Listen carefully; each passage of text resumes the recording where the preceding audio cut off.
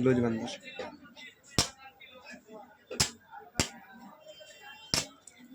Perfect हो चुका है हमारा।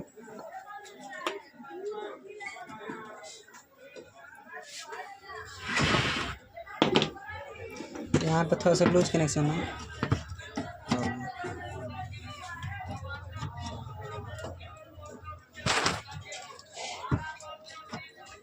इसको हम बाद में कर देंगे। हमारा सेट ओके हो चुका है। सिर्फ इसमें जो प्रॉब्लम था हमारा पीएफ का ही था, जो कि ड्रॉप कर जाता, कई बार सही काम कर रहा था, कई खराब काम कर रहा था।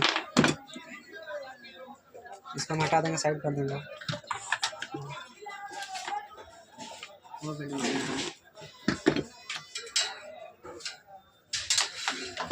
कस दो, टाइट कर दो, कस दो। एकरा के देख लो, देख लेता हमारी ऑन दो।